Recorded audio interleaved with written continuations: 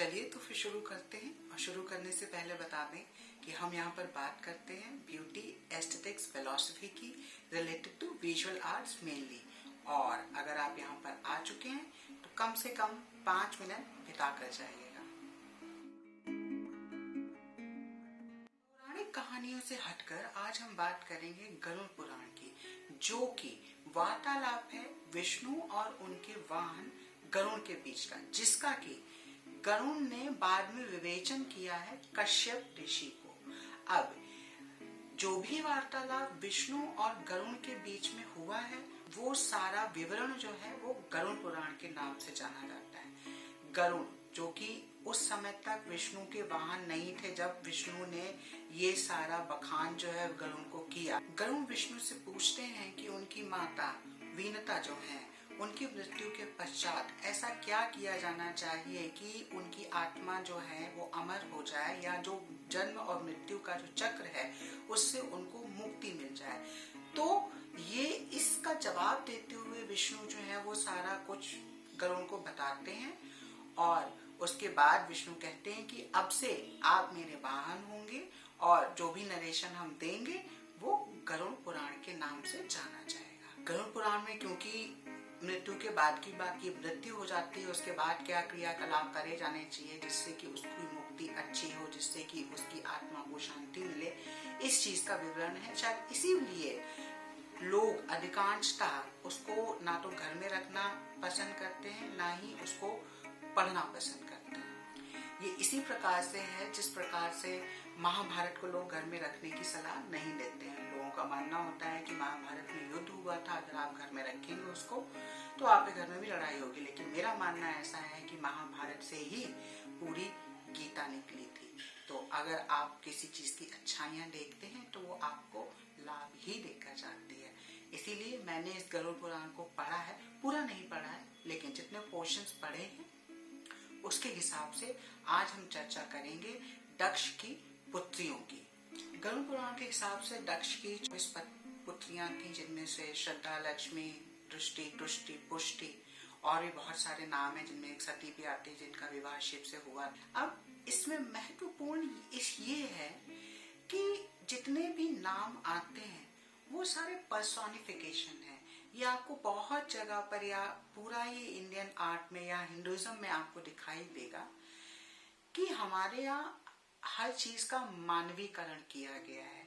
जिस प्रकार से लक्ष्मी को चला कहा गया है, तो लक्ष्मी का विवाह हुआ विष्णु के साथ और विष्णु और लक्ष्मी के संयोग से जो हुआ प्राइड उत्पन्न हुआ। तो प्राइड जिसको कहा जाएगा दर्प, वो लक्ष्मी का पुत्र हुआ। इसी प्रकार से श्रद्धा जब आपके पास होगी तो श्रद्धा से आपके पास काम आएगा। और जब काम का विवाह मतलब काम का संयोग जो है रति के साथ होगा, रति मीन्स लव या लस्ट भी आप कह सकते हैं, जब उसके साथ संयोग होगा उसका तो उत्पन्न होगा हर्ष। श्रद्धा का पुत्र है काम और काम का पुत्र है हर्ष, जिसको आप जॉय कहें। इसी प्रकार से बुद्धि जब आपके पास होगी तो बुद्धि से उत्पन्न होगा बोध। बुद्धि मीन्स नॉलेज एंड बोध मीन्स एनलाइटनमेंट। संस्कृत भाषा को जब आप पढ़ेंगे ना तो आपके जितने भी पुराण या वेद या उपनिषद जो भी सब लिखे गए हैं, मैं संस्कृत भाषा का ऐसा बहुत बड़ा ज्ञानी नहीं हूँ, मैं जितना समझ रखता हूँ, जितनी भी संस्कृत मैंने पढ़ी है उसको पढ़ के इतना समझ में आता है कि इसमें जिन शब्दों का प्रयोग किया गया है वो रूट है। अब रूट वर्ड यूज किया गया है जिससे बहुत सारे शब्द बनेंगे और उनका बहुत तरीके से इंटरप्रिटेशन हो सकता है। अब वो इंटरप्रिटेशन सही होता है या गलत होता है ये व्यक्ति के अपने हाथ में होता है। इसलिए जब भी हम सजेस्ट करेंगे कि इसीलिए जब भी हम कोई भी चीज पढ़ते हैं तो हम इस चीज को प्राथमिकता देते हैं कि उसके वर्सेस जो है, जो श्लोक है वो संस्कृत में लिखे हो, जिससे कि जो भी इंटरप्रिटेशन है उसका दूसरी भाषा में, मेनली इंग्लिश में, तो उसका रूट वर्ड क्या है ये हमको पता चले, जिससे कि अगर ट्रांसलेशन होते समय इंटरप्रिटेशन कहीं थोड़ा सा गड़बड़ भी हो रहा है तो आप उसका अंदाज लगा सके कि असलियत में इसका मतलब क्या है, क्योंकि किसी भी भाषा का लिटरल ट्रांसलेशन बिल्कुल बिना पॉल्यूटेंट्स के नहीं हो सकता है। इसी प्रकार से कीर्ति दक्ष की एक पुत्री के बाद जो है आपका यश आएगा। क्षमा से आप सहिष्णु बनते हैं। ऊर्जा से आपके सप्तऋषि स्वाहा, स्वाहा जिसका अग्नि के साथ विवाह हुआ। इसी प्रकार से जो उनकी 24 पुत्रियां हैं उनमें स्वाहा है, सन्नति है, प्रीति, क्षमा, ख्याति, सती, मेधा, क्रिया, बापू, लज्जा, अनुसूया आदि हैं। इनका इंग्लिश के पैरेलल जो भी वर्ड है वो हमने कोशिश करी है आपको बताने की। उम्मीद है ये छोटा सा अंक जो है वो आपको पसंद आया होगा।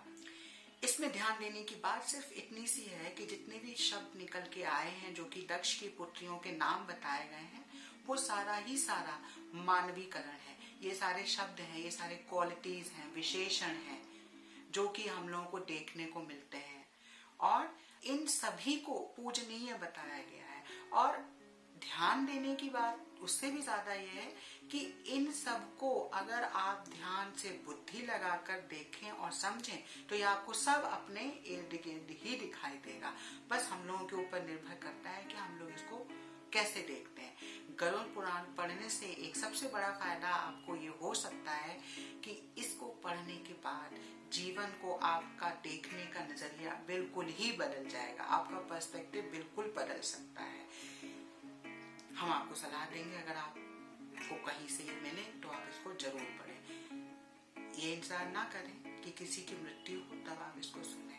ये सिर्फ और सिर्फ इंसान के बहाने होते हैं। इवन गरुड़ पुराण में ये भी कहा गया है कि इंसान का सर्वप्रथम कर्तव्य होता है कि वह अपने शरीर की रक्षा करे, क्योंकि यह शरीर उसको 84,000 योनियों के बाद मिला हुआ होता है, लेकिन वो उसकी रक्षा नहीं कर पाता है। क्यों? क्योंकि वो आलस्य में बंध जाता है। इसलिए सर्वप्रथम इंसान को अपने शरीर की रक्षा करनी चाहिए, क्योंकि आत्मा भी शरीर के अंदर होती है, मन मस्तिष्क सब कुछ शरीर के अंदर होता है। चीजें छोटी छोटी हैं लेकिन इनका एक्सप्लेनेशन बहुत बड़ा हो सकता है। बहुत ही गर्मी है इसलिए आज हम इसको यहीं पर खत्म करते हैं। नए अंक में फिर हम आपके सामने आएंगे गरुड़ पुराण से ही कुछ और नई बातें लेकर। तब तक के लिए